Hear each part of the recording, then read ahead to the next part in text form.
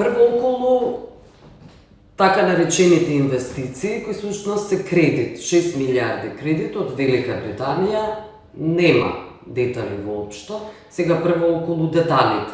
Ги знаете ли вие, знаете ли колка ви се каматите? Заради тоа што е министерката за финансии, Гордана Кучевска, кажа дека нема никои информации. Веројатно и јас и вие и целата јавност тежна е да има што повеќе детали во врска со еден ваков голем стратешки договор, односно голем заем пред се. Ако следите внимателно предходно какви критики добивавме кога бевме власт во делот на носењето на буџетите. Иако тогаш менаџиравме кризи, и корона кризата, и енергетската криза, разоснова на тоа се навлече економската криза. Сегашниот буџет е 6,2 милиарди евро отприлика. Предходно буџетите беа многу помалки. Иако бевме набедувани за недомаќинско трошење, мегаломански, непродуктивни и така натаму. Во моментов ние всушност увезуваме нов буџет.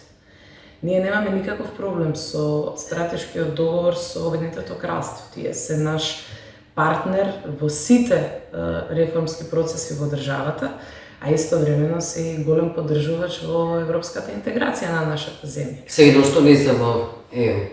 Независно, меѓутоа сепак се еден од клучните фактори. И сега во тој дел, значи ако го поделиме на два дела стратешкиот договор, во тој дел немаме буквално никакви забелешки, меѓутоа овој другиот дел, колкави ќе бидат каматите пред се. Тоа е многу битно. Каква рефлексија ќе има сето тоа на јавниот долг? Кои компании ќе бидат вклучени во сите тие проекти, во сите тие инвестиции и така натаму. Тука треба многу внимателно да видиме имплементацијата на Законот за јавни набавки, бидејќи пред известно време имаше измени таму. Слушнавме различни изјави кои што создаваат уште поголема дилема, небулоза и непознаница кај јавност и кај предсека експертската јавност.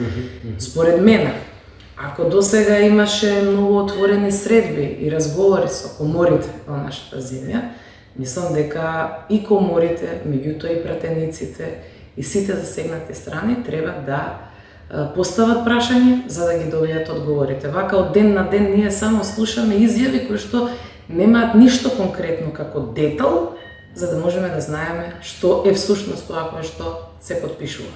Добро, сега ова интервју е во четврток, верувате ли понедела ќе биде емитувано? До тогаш дека ќе се знаат сите детали? Јас очекувам дека и денес во четврток ќе имаме макар некаква информација, а до недела веќе ќе таксативно треба да ги знаеме сите оние битни сегменти во рамки на договорот. Тоа е и обврска на влада. Ако стратешката нивна цел да имаме развој на инфраструктурата, развој во здравството и така натаму, тие работи треба да бидат испрезентирани пред јавноста. Тоа не е ништо страшно, меѓутоа е доблесно како влада тоа да се направи. Која е добра камата? Досега какви биле каматите на кредитите? На сите кредити? Видете, тоа пред се зависи од тој договор каков е, зависи од повеќе ставки и така натаму. Претходно, ако се сеќавате, исто бевме обвинувани за висока камата. Другиот сегмент го имаме со унгарскиот заем, прво слушнавме 1%, па потоа дојде до некој друг процент.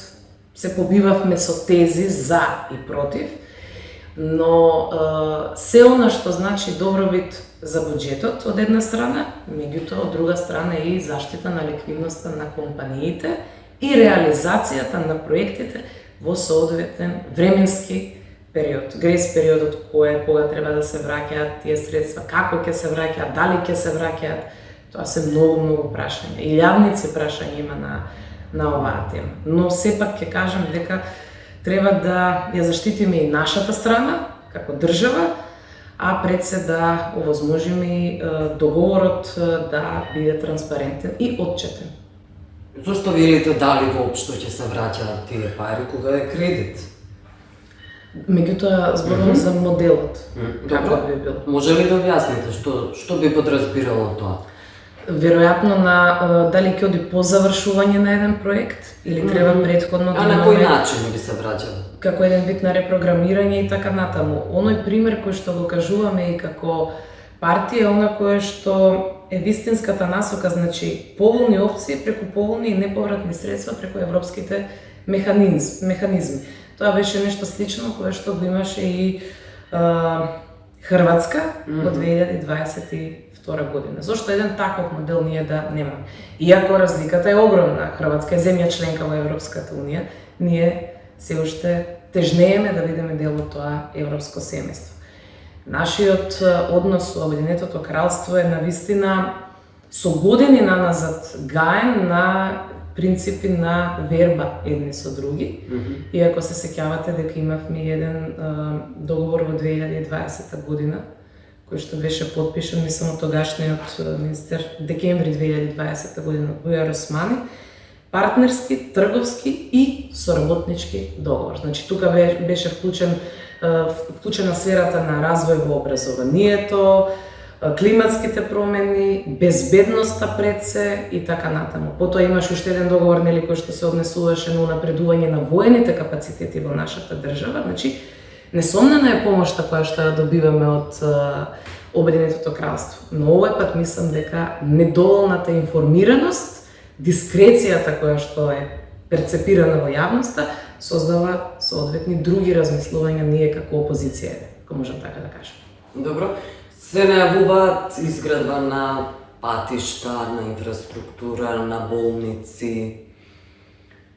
Мислите ли дека околу болниците, ние немаме кадар во Македонија? Кои луѓе би работеле во тие болници? Тоа е клучната дилема. Зошто се најавува или повторно изградба на клиничкиот центар на ново место или на старо? Кои се плановите? Мислам дека по мое размислување индивидуално, мислам дека клиничкиот центар е жртва, ако можам така да кажам, на политички препукувања. Што се случи во време на СДСМ и ДУИ? Веројатно имаше одредено преговарање, тогаш не би знаела точно да не шпекулирам со дезинформации.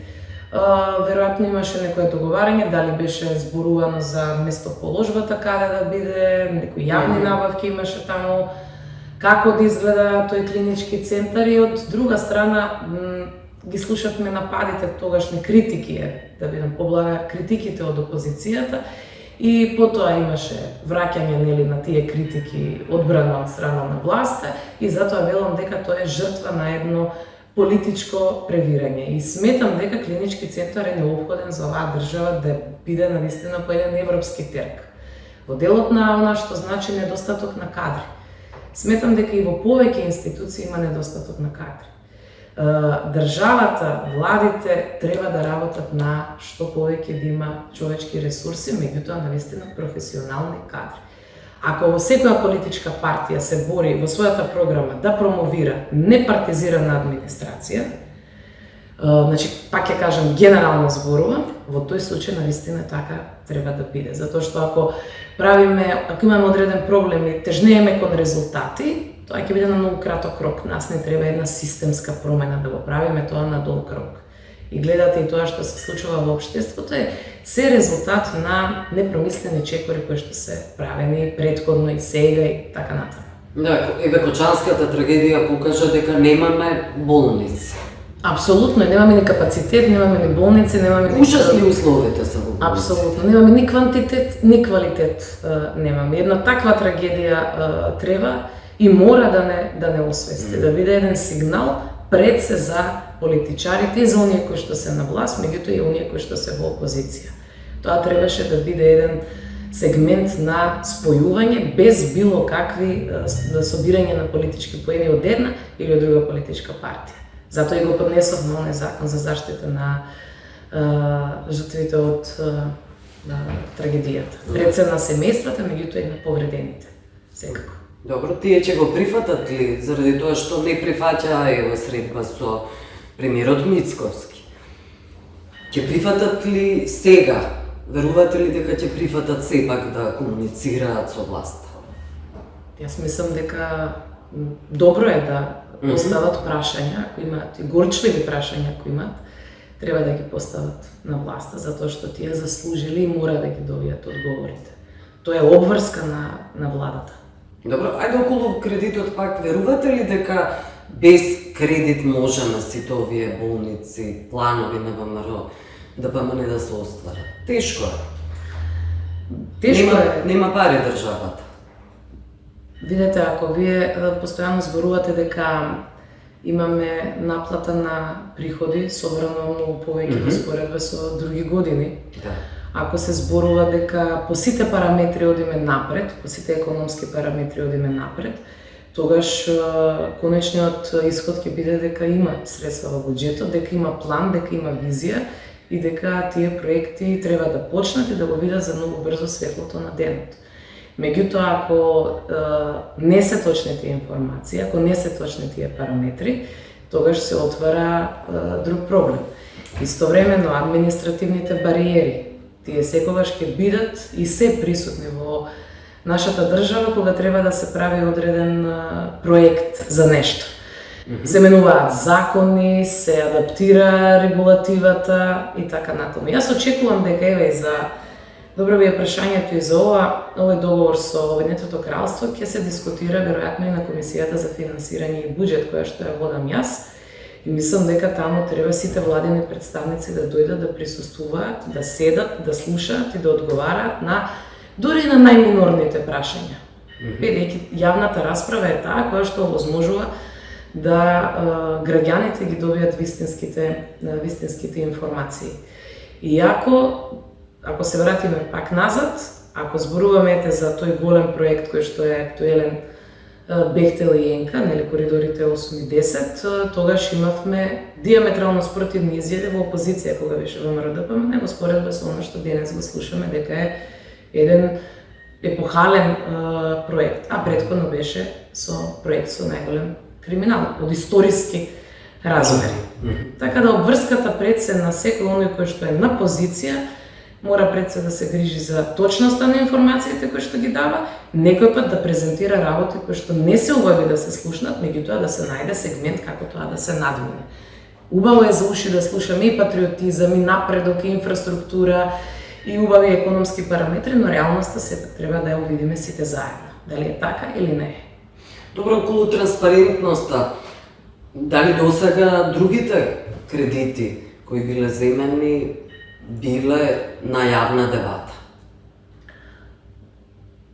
Па мислам дека по некое мое сеќавање немало некои такви дебати поотворени, меѓутоа имало доста расправи и не биле волку големи тие кредити. Ова за прв пат имаме еден ваков кредит. Првично бевме, да речем, во една недоумица кога го имавме оној заем од Унгарија.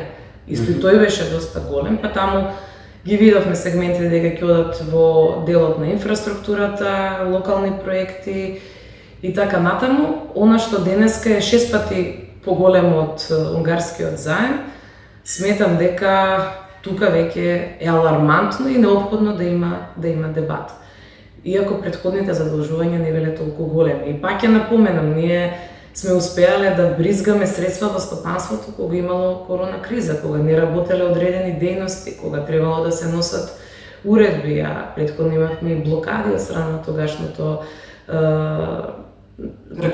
пратеничка група на ВМРО ДПМН. Така да во сите сегменти тука само со еден заеднички јазик мислам дека може добро да се искористат сите средства кои што се поземуваме, ако сакаме од друга страна да имаме соодветни резултати и дела, тоа се проекти имплементирани, видливи за граѓаните.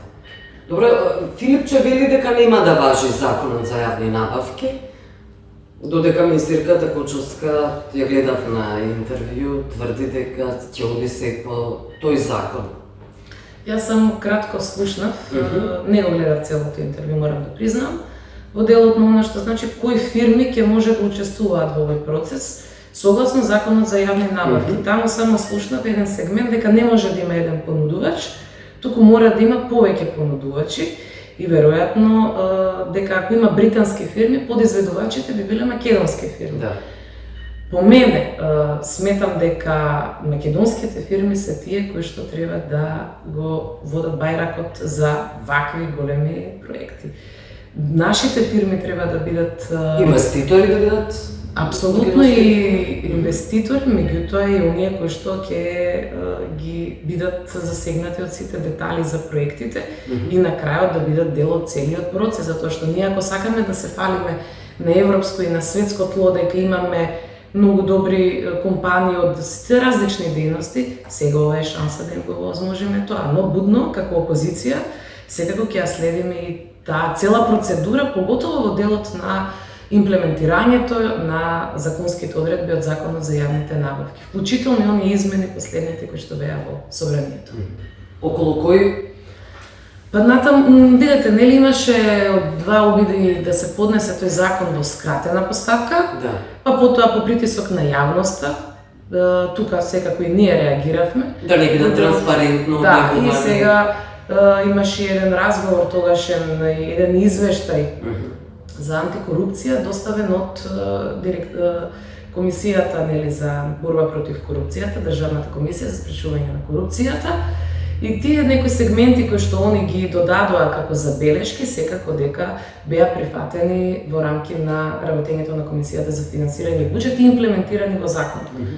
Но одредени работи останаа уште можеби недовршени, недоразбрани во делот и на транспарентноста и така натаму. Огромен број на здруженија кои што занимаваа со оваа проблематика ги представија своите забелешки, споредбени искуства, мислам дека не земавме во предвид со другите земји и врз основа на тоа сега ќе го видиме и Законот за јавни набавки како ќе биде во рамки на овој кредит. Се плашам да нема било каква дерогација, тоа ќе биде голем проблем. Добро, околу камповите, кампови за мигранти. И британскиот амбасадор Евен Мицковски демантираше, вие ги отворивте со нежип. Да. Јас многу кратко тука би зборувала, се дур не слушнеме една конкретна изјава. Ние слушаме различни изјави, меѓутоа бегаме од темата. Не може да зборуваме ние за ланскиот снег. Ние го бараме одговорот на тоа прашање. Дали овој договор предвидува такви мигрантски кампови или не предвидува? Тоа треба да даде одговор секако владата во најскоро време. Затоа што различни се изјавите. Мислам, не се различни, сакам да кажам, не се константни во она кое што треба да биде испрезентирано. Има или нема? Тоа е многу логично. Мислам дека демантираа.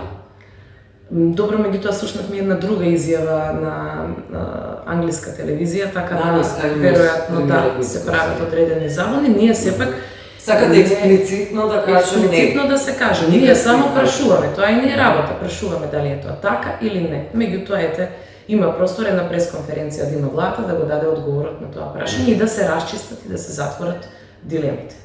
Добро, околу го спомнавте мачарскиот, унгарскиот кредит. Што се случи со таа милиарда? Имате ли информација, никој не знае? Јас ќе се држам на она кое што го слушнавме во јавност од страна на министерката за финансии, дека за проектите на општините досега се потрошени 6 милиони евра, иако слушнавме уште во крајот на 2024 во јануари месец беше кажано дека ќе се исплати првата транша. До март месец не беше исплатена првата транша, а имаше неколку изјави и од овдека и од пратеници од владеачкото мнозинство и од други владини представници. Сега слушаме дека се потрошени 6 милиони евра. Ние уште тогаш алармиравме, кога се правеше тој цел процес, зборувавме како сметаме дека е подобро за да тој процес оди и потранспарентно и побрзо, меѓутоа и да ја видиме оправданоста на тие средства. Добро. Постојано се критиките на оваа власт дека се оддалечува од Европската унија, планот за раст конечно и не нуди многу милиони, секако не 6 милиарди евра.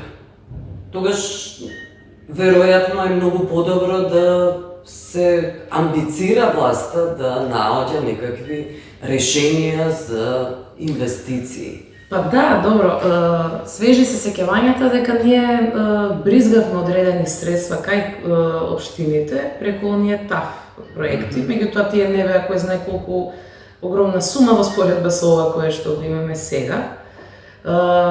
Постојано се потенцираше тоа и од власта дека тие не гледаат разлика меѓу градоначалници на СДСМ или градоначалници на ВМРО или на ДУИ и така натаму, и дека сите подеднакво ќе имаат пристап до тие средства. Да. Но веројатно, можеби има одредена некомплетна документација, можеби има одредени небулози во делот на самата документација и начинот и временската рамка за имплементирање, бидејќи на врата ни се локалните избори, тоа е многу битно, дали тоа ќе значи промоција на кандидати преку овие локални проекти, или пак ќе значи еден вид на добробит кој што ќе го имаат граѓаните во сите општини. Ништо не доби СДСМ. Градоначалниците на СДСМ. Колку што се сеќавам, мислам дека сите аплицираат точни податоци. Јас не би имала моментов да кажем дека дали имаат или немаат, ако немаат, мислам дека имаат одредени општини од кои што ги води СДСМ, дека имаат одобрено одредени проекти. Многу малку, веројатно има и тука одредени двојни аршини, сепак пак не сакам да шпекулирам, но ќе се навратам на она што го поставивте како прашање, дали се оддалечуваме од европскиот пат. Од европскиот пат бевме многу близко, иако СДСМ тој евроскептицизам ја донесе до она што е денес, покрај одредени други причини за поразот. Меѓутоа, она кое што бевме пренападни во таа нарација за ЕУ перспективата, мислам дека сега чекаме и сме должни да бараме, да ја видиме на маса визијата, стратегијата, следните чекори која што власта ќе ги води по делот на она што значи Македонија земја членка во Европската унија. Бидејќи последната изјава која што имаше претседателот Кошта, тој кажа дека имате план А кој што мора да го завршите. Значи таа е нашата домашна задача. Дали тоа ќе бидат уставни измени со одложено дејство или по некој друг принцип, сепак СДСМ напомена дека остануваме стрикно на европскиот пат, меѓутоа не по секоја цена би прифатиле било какво сценарио, затоа тоа треба да се дискутира на маса. И затоа е една од иницијативите за лидерската средба меѓу Филипче и Мицковски беше веројатно и перспективата. Околу новиот гувернер, односно тоа е предлог на претседателката Трајко Славевски да биде нов гувернер. Ви имате и за тоа забелешка, заради тоа што е исторен член на ВМРО-ДПМН. Апсолутно, мислам, сите го знаат како една од првите пријаници на ВМРО-ДПМН. И тоа долги години назад, не е тоа сега некое ново партиско тазе решение. Да. Туку е долги години. Носител на листа беше на локалните избори за градот Скопје заедно со Данила Арсовска. Не би требало да биде гувернерот партиски. Мислам дека тоа е доста сензитивно место и доста е под присмотра и на меѓународните финансиски институции, под присмотра и на Меѓународниот монетарен фонд, и на Светска банка, и на Европската комисија и така натаму. Што во кој контекст? Трагувате дека контекст на тоа дека има одредена политичка позадина. Веројатно е тоа би било еден негативитет во изборот негов, но сепак ќе видиме како ќе помине и собраниската седница, која што треба да се одржи во вторник. Верувате дека може ли да има да помине? Јас искрено да ви кажам не верувам, затоа што треба 61 глас, што е исто така интересен, еден деловнички и уставен, да речем, преседан, затоа што ако за некои други работи гласаме со бадемтер, со двотретинско мнозинство и така натаму, овдека за гувернер само треба просто мнозинство и тоа. Меѓутоа тоа е сосем за други прилики дискусија. Сакам да кажам дека и денеска ние имавме став како политичка партија, дека сепак политичката позадина, политичкиот бекграунд, а особено моментот што беше еден од оние критичари за минималната плата, за тоа како се пресметува кошничката, бидејќи тие се две тези кои што директно задираат во стандардот на граѓаните, секако дека остава еден негативен символ, можеби. На крај сме благодарам. Благодарам.